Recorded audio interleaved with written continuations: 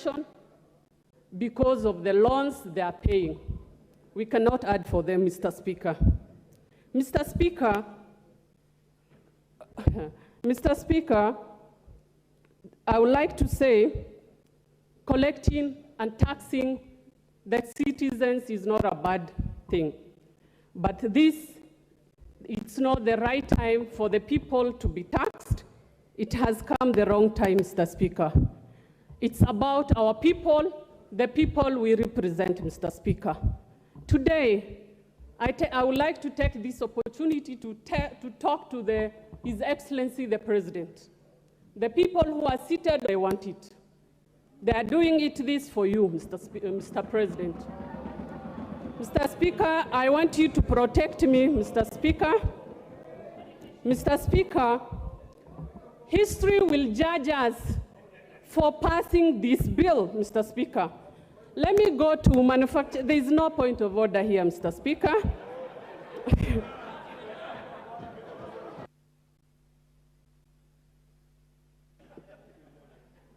Point of order, Honorable Speaker. We are debating the report on the Finance Committee. No, we are bill. debating the finance bill. Give him the mic. Honorable Speaker, it is not in order for the Honorable Fatuma to impute improper motives on her colleagues as far as this House is concerned in terms of the debate. He's saying we want to please the President. Honorable Speaker, this bill is not owned by the President. It is owned by this House, Honorable Speaker. And she has an opportunity to support or oppose. And the majority will have their say, minority will have their way, minority will have their say. So it is wrong for her to impute improper motives on our colleagues and say we want to please the President. I mean, really, it's wrong. It's an insult to the colleagues. It's an insult. And she doesn't even come to the House. Order. Fatuma, each member is here in their own right. So restrict yourself to the bill. Okay, thank you, Mr. Speaker. I will continue by what I was saying, Mr. Speaker. I am here as the county MP for Wajir. I'll speak out my mind and I'll say what I think is right, Mr. Speaker.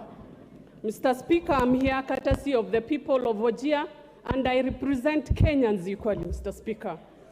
Mr. Speaker, I would like to touch on the manufacturing.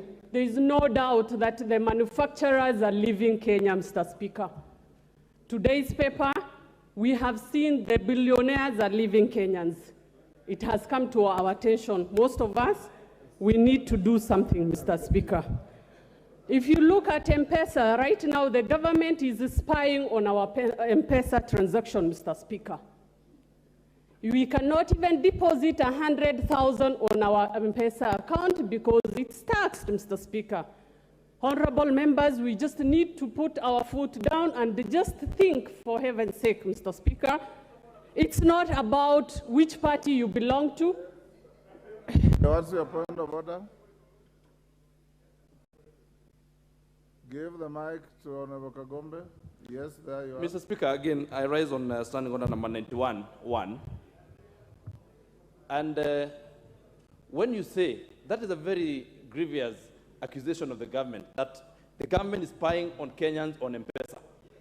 That is something that needs to be substantiated because this House has a responsibility to debate such a breach of privacy of Kenyans, and therefore the honorable member cannot just stand here and talk about it and move on.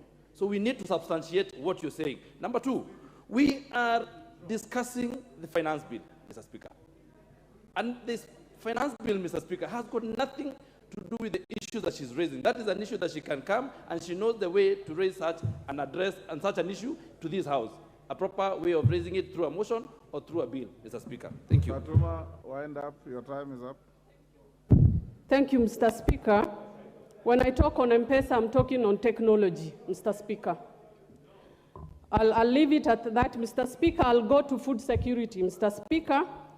We are doing VAT fuel on 16%.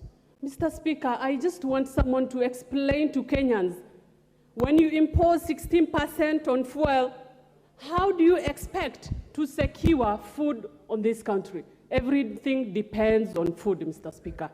Mr. Speaker, as I sit down, before, because Mr. Speaker, sorry, I've been interrupted and I've forgotten a few things. Mr. Speaker, we need to earn the trust of Kenyans, Mr. Speaker. We remember what happened, the Gulwana Kulalu project, the millions and the trillions shillings that were spent on that.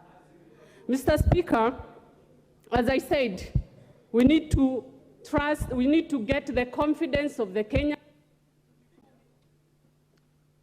Honorable McClap. Thank you, Mr. Speaker. I want to state from the onset that I shall support this finance bill as a member of Finance Committee and as a member of Parliament for Baringo North. Mr. Speaker, there are puzzling events that has happened.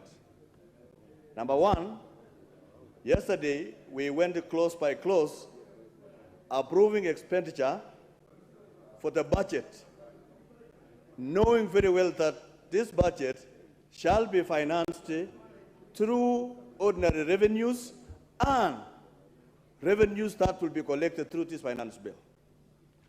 Mr. Speaker, it is therefore very illogical to again, attack the same finance bill that tries to raise revenue to completely be able to finance the budget for this country.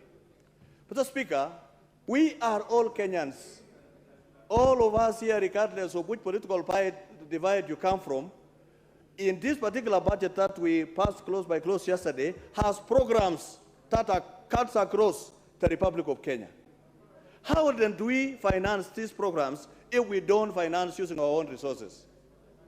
Mr. Speaker, I am a believer of Kenya. I believe that this country shall be able to move to become one of the economies of Africa, strong economies of Africa. How did these countries that have succeeded be able to finance their programs? Mr. Speaker, we can never be able to develop this country using borrowed resources. Time has come that we must finance this country using our own resources by at least a little bit sacrificing for the nation. Mr. Speaker, we met some, in this finance committee, there were about 1,500 petitions. For the first time, Mr. Speaker, I sat for more than 20 days trying to listen to professionals of high caliber who argue from left, center, right on the issues that are raised in this finance bill, Mr. Speaker. And we as a committee, Mr. Speaker, had made some proposals, Mr. Speaker, and I wonder even my good friend Wandai did not read that we made a proposal that the issue of wigs, eyelashes, and everything were deleted. We made a proposal that this must be deleted to protect the hustlers of this country, because that clause, many Kenyans who came before us felt that this is a very bad clause.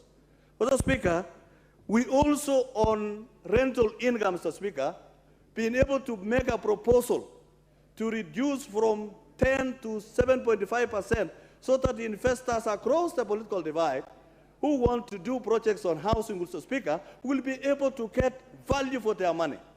How else do we protect the people of Kenya, Mr. Speaker, when we reduced the housing levy from 3 to 1.5%, Mr. Speaker?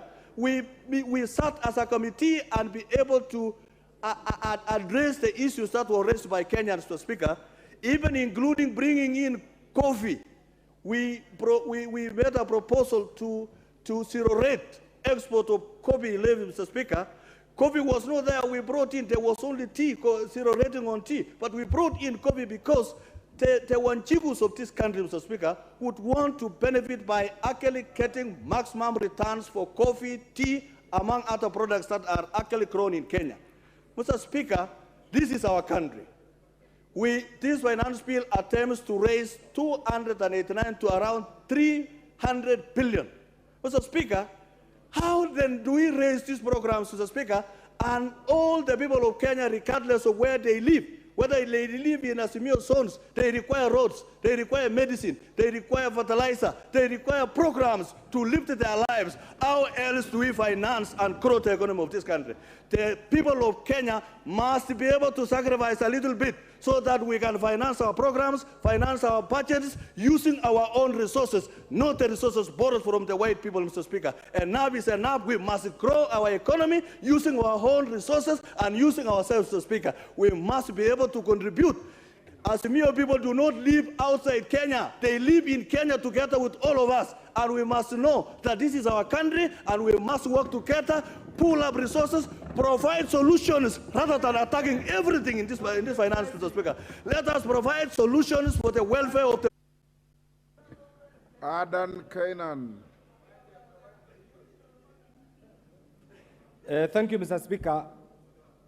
Mr. Speaker, I've had the opportunity to work with President Moi, the Speaker, and we must all accept that we have a beautiful country called Kenya, Mr. Speaker, which all of us as individuals, as groups, must accept and believe in. Mr. Speaker, the issue of budget making, I know, is emotive, it is difficult, it's painful. And I must say from the onset that as a member of the Finance Committee, we have had by different groups from different sectors, 50 million Kenyans, Mr. Speaker, Kenyans in their own wisdom, have decided to have a few of the League of Developed Nations, Mr. Speaker. Mr. Speaker,